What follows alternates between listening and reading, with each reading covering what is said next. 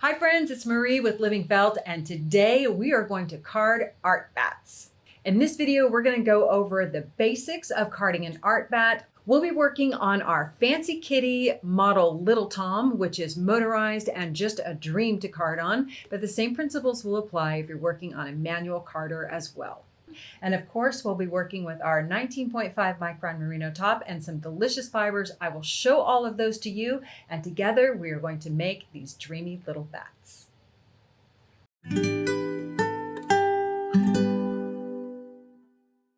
This is our Fancy Kitty motorized Little Tom. We have some basic tools, including our cleaning tools.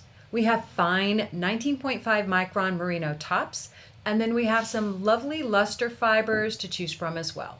We're working with commercially processed tops, so before we get started, it is really helpful to separate those fibers a bit. I do this by placing one hand down on the end of a length of fiber and just pulling or drafting it out to loosen those fibers. We'll also spread the width across so that they just go from being really compressed to being well opened up. Because we are working on a motorized unit, before plugging it in, make sure that the switch is in the off position and the speed is all the way down. Turn the unit on, make sure it's in the forward position, and then increase the speed using the rotary knob. This right here should be just touching the teeth. You don't need it like drilled all the way down in. I have all my fibers laid out in the order I would like to build them onto the bat, and how we build a bat is completely up to you. We can load items into the feed tray or paint on the drum, and I always tend to do both. One way to start building the bat is to place the colors on the feed tray one at a time. This gives you a really clear idea of how things are going on to the drum, and you can see bare spots and overlaps very easily.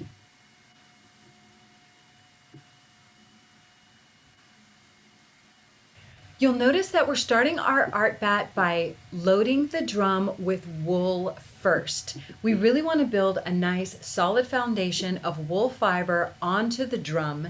This is going to help us get more fiber off the drum when we go to take it off. If you start putting your luster fibers and your bling fibers on first, rest assured that more of them will get stuck in the large drum teeth. It's really important when we're loading fiber onto the drum carder to keep the fiber within the teeth bed, so don't load it all the way to the edges of the tray. Another way to load the feed tray is to lay all your colors out on the feed tray before starting the unit. That way you see where everything is positioned. It's completely up to you.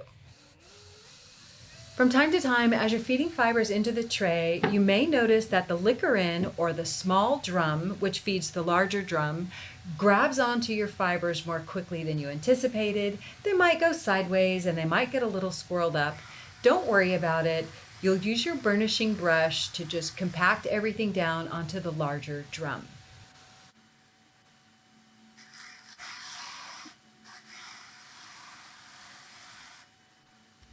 There might be a tendency to want to hold back the fibers or abate them onto the feed tray. If you do that, you'll probably notice that the liquor in will grab onto the fibers and they'll wrap around it. Try to avoid doing that. It's okay to guide them, but don't worry too much if they get on the liquor in, because its job is to feed fiber onto the main drum and it will pick them up. So train yourself away from that habit. It's better to put less fiber on at a time and to make sure it's spread out and well spaced. When you're painting fiber directly onto the drum, it's really helpful to stay a little closer to you than the highest peak of the drum. This prevents the drum carder from grabbing onto your fibers and taking a bigger clump than you want it to. I love painting fibers right onto the drum. Just note that you want the fibers not so long that they're dragging onto the teeth, but this is a great time to just add stripes and make subtle blends. From time to time, use your burnishing brush to pack all of the fibers down. The teeth can actually hold a good bit of fiber. We're going to make batts that are just over 2 ounces, but we could make them probably double that weight if we wanted to. Your burnishing brush is your friend. It's going to help you keep everything laying down. As you're feeding fibers in through the tray or even onto the big drum, just be mindful of your fingers. Now is not the time to wear dangly jewelry. So take off your scarves and your big loose sleeved sweaters because you don't want them to get caught up in the teeth. After we've built a really solid base of our wool fiber, that's when we start adding our luster fibers or an embellishment layer. If you're wet felting, you may only want this on the very top, but if you want lots of options, then you can do it in layers. So we did a solid layer of wool fiber, then we're adding our embellishment fibers. We'll go back and repeat with the wool fibers on top in another layer and add more embellishment fibers on top again. The Angelina can kind of sit on top of an art bat as well, so I like to put it on and then add other things over it.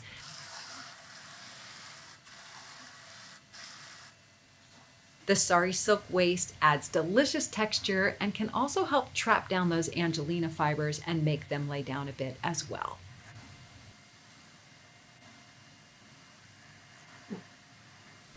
Neps are like confetti, and look, they're a gamble going in. So sprinkle a little bit on, try not to let too many get out of the way because they'll just clump onto the drum, and just know that some are gonna fall off. They'll probably fall off when you go to spin this into a yarn or felt them anyway, but they are fun to add. From time to time, I will use my burnishing brush to clear the liquor in, and then I'll just drop the fibers back on the feed tray or paint them right on the top. Be mindful as you're loading the drum, whether you're using the feed tray or you're painting on top, that the fibers are not pilling. If the fibers start to pill on the drum, it's because you have them too many packed on the teeth or they're not packed down enough. So the burnishing brush will help you evaluate that. Slowing down your drum carder and evaluating whether the fibers are even will be really helpful for you. You know what I just love about these motorized drum carders is that I can be hands-free and just paint on the top of the drum while I'm creating these art bats. To me, it is just so free, and there's just plenty of space for creativity to come out and explore.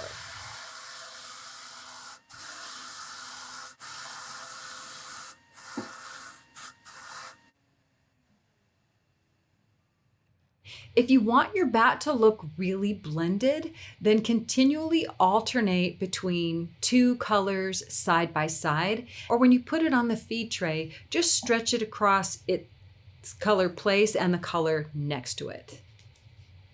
Alternately, you can hold 2 fibers in one hand and sort of turn them back and forth and back and forth, so a little bit of each gets grabbed by the drum and makes a really nice blend right on the drum.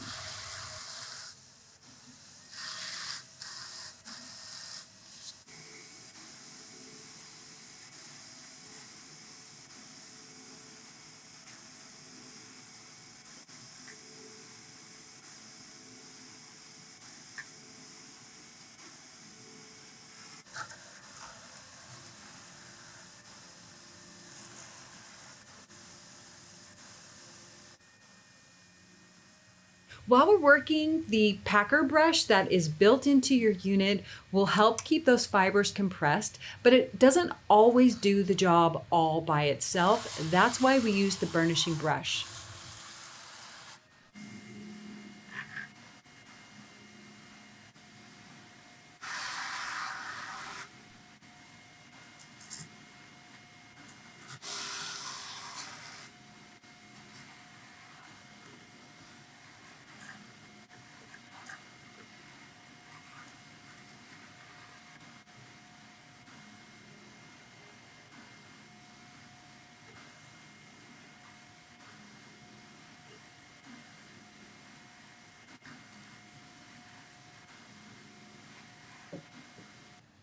When you're happy with your batt, it is time to remove it from the drum. If you're using the motorized unit, in order to be able to move the drum in the direction you need, you can switch it to reverse, or you can unplug the unit. Disconnecting the power will disconnect it from the brake motor on the drum. The doffer is this pointy stick that we have, and this little plate is our guide.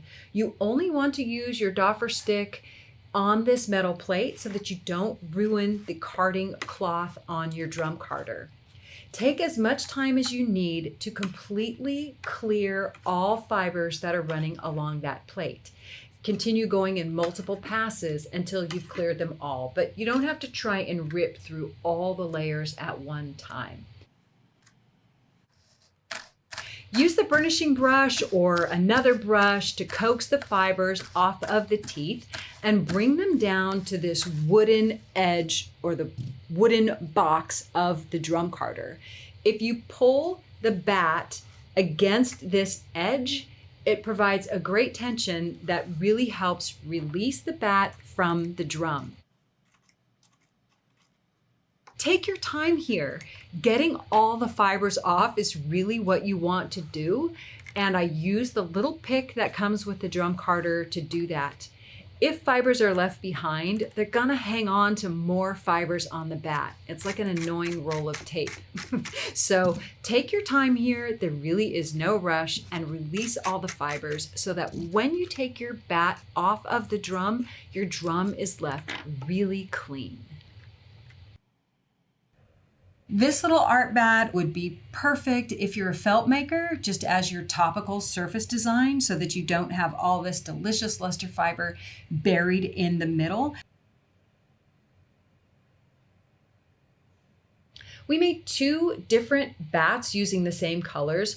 On one, we spent more time keeping the colors separated and did very gradual blends between shifts in color.